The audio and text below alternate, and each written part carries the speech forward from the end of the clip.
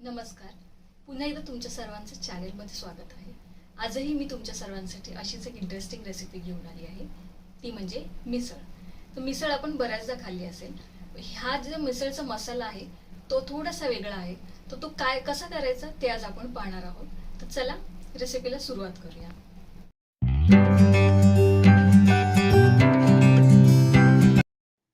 आता आपण मिसळचा मसाला तयार करणार आहोत. त्यासाठी गॅसवर इथे मी अशी जाळी घेतली आहे. ती जाळी इथे ठेवणार आहे. तुमच्याकडे जर नसेल तर तुम्ही सुरीचा वापर करून किंवा चमच्याचा वापर करूनही तुम्ही ह्याच्यावरती मी जे आता साहित्य दाखवणार आहे ते भाजू शकता. 2 कांदे घेतले आहेत, त्याची टरफलं काढून घेतली आहेत आणि ते ह्या जाळीवरती मी ठेवून देते. एक टॅमॅटो घेतला आहे, तोही मी तिथे भाजायला ठेवणार आहे आणि मीडियम गॅसवरती हे छान भाजून घेऊया. सुरीने कसं आपण भाजायचं ते मी तुम्हाला दाखवते. आता सुरी अशी टोचायची आणि गॅसवरती डायरेक्ट धरायचं. त्यामुळे जर कोणाकडे अशी जाळी नसेल तर तुम्ही असं सुरीचा वापर करून देखील हे कांदे भाजू शकता. आता हे भाजून घेऊया. एक 5 ते 10 मिनटात हे आपले दोन्हीही कांदे छान भाजून तयार होतात. टॅमॅटो पण आपला भाजून झालेला आहे. आता काय करूया, आपण हे दोन्हीही वस्तू साईडला काढून घेऊया. कांदा पण आपला छान भाजलेला आहे. आता ते सेपरेट करून झाल्यानंतर मी 1 वाटी सुकं खोबरं घेतलेलं आहे. तेही आपण मीडियम गॅसवरती भाजून घ्यायचं आहे. खोबरं भाजताना थोडी काळजी घ्यायची आहे. असे पकडचा वापर करून ती थोडी उलटी पलटी करून अशी गॅसवरती धरायची आहे. कधीकधी ती जास्त आग धरतं, त्याच्यामुळे थोडीशी काळजी घेऊन तुम्हाला हे काम करावं लागेल. किंवा तुम्ही डायरेक्ट त्याचे तुकडे करूनही तुम्ही भाजू शकता कढईमध्ये. आता हे माझे सगळं खोबरं, कांदा आणि टॅमॅटो हे छान भाजून झालेले आहेत. त्यात आता मी लसूण 7-8 पाकळ्या घेतल्या आहेत आणि 1 इंच आल्याचा तुकडा घेतला आहे आणि मिक्सरला वाटून त्याची पेस्ट करणार आहे. इथे आपला मिसळसाठी लागणारं काळं वाटप तयार झालेलं आहे. आता मिसळला फोडणी देण्यासाठी मी गॅसवर इथे एक पातेलं गरम करून घेतलेलं आहे. पातेलं गरम झाल्यानंतर त्यात आपण तेल घालणार आहोत. तेलाचा वापर थोडा जास्त करायचा आहे, कारण मिसळला आपल्याला छान तर्री आणायची आहे. तर त्यासाठी मिसळसाठी तुम्हाला तेलाचा वापर जास्त करणं हे खूप गरजेचं आहे. त्याशिवाय आपल्या मिसळला छान तर्री येत नाही. आता तेल आपण छान गरम करून घ्यायचं आहे. तेल गरम झाल्यानंतर 1 चमचा जिरे घालते. जिरे छान तडतडल्यानंतर त्यात कढीपत्ता घालायचा आहे. तर 5 ते 6 मी इथे कढीपत्त्याची पानं ह्याच्यामध्ये घालणार आहे. कढीपत्त्याची पानं घातल्यानंतर 1 मिरची घेतली आहे, अगदी बारीक चिरून. ऑप्शनल आहे, तुम्हाला कोणाला आवडत असेल तरच तुम्ही इथे वापर करा आणि आता नाही वापरली तरी काही हरकत नाही. तर मिरची ह्याच्यामध्ये टाकलेली आहे मी, तीही छान भाजून घेऊया. आता हे जे मगाशी आपण काळं वाटण तयार केलं होतं ते आता ह्याच्यामध्ये घालूया आणि छान हे वाटण आपल्याला भाजून घ्यायचं आहे तेलामध्ये. अगदी तेल सुटेपर्यंत छान मस्त भाजून घ्यायचं आहे.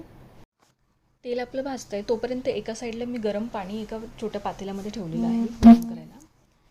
वाटाणे घेतलेले आहेत हिरवे 1 वाटी उकडून आणि 2 बटाटे घेतलेले आहेत उकडून. तर आता काय करणार आहे, बटाटे मी स्मॅश करून घेते. बटाटे स्मॅश करायचे आहेत आणि जास्तही स्मॅश करून घ्यायचे नाही आहेत. अगदी थोडेसे जाडसरी ठेवले तरी काही हरकत नाही. आता ते मी स्मॅश केलेला बटाटा वाटाण्यासोबतही मिक्स करून घेते आणि दोन्ही परत एकत्र एकजीव करून पुन्हा एकदा स्मॅशरने फिरवून घेणार आहे.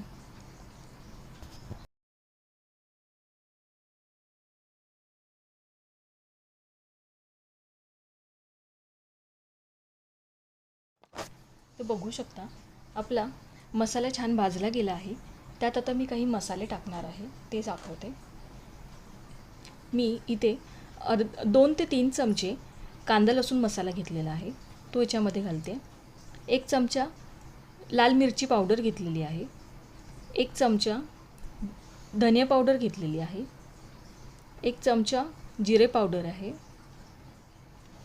आणि 1 चमचा मी मिसळचा मसाला घालते.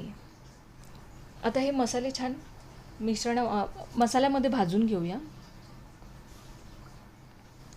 छान एकजीव झाल्यानंतर हे 1 ते 2 मिनिट आपण परत एकदा परतवून घेऊया मसाल्यासोबत. आता मसाला आपला छान भाजला गेला आहे.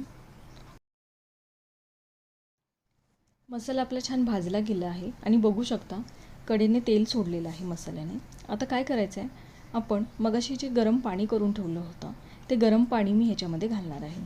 तर गरम पाण्याचा उपयोग काय होतो इथे, की तुमच्या मिसळला खूप छान तर्री येते किंवा काही जण त्याला कटही बोलतात. तर खूप छान मदत होते गरम पाण्याने तो जमा होण्यासाठी.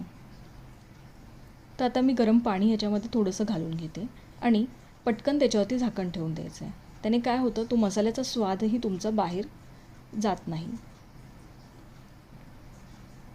आता बघू शकता किती छान कलर आलेला आहे आणि आपला मसालाही छान खूप भाजला गेला आहे.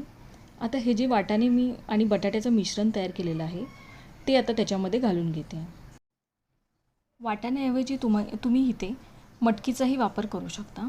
मटकीची देखील मिसळ ह्याच पद्धतीने करू शकता. खूप छान लागते तीही टेस्टला. आता हे छान मिक्स करून घेते आहे.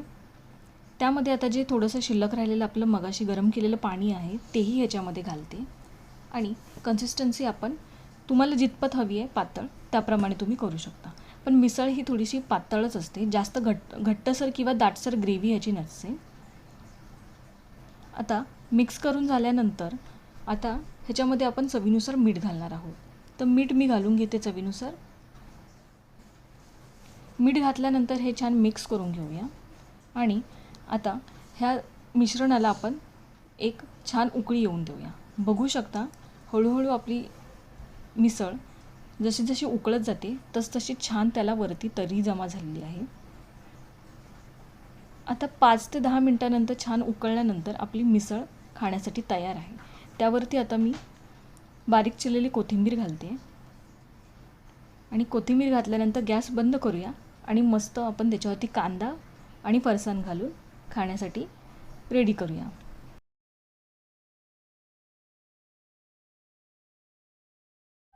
तर आजची ही मिसळची रेसिपी तुम्हीही नक्की घरी करून बघा आणि कशी झाली होती कमेंटमध्ये सांगायला विसरू नका.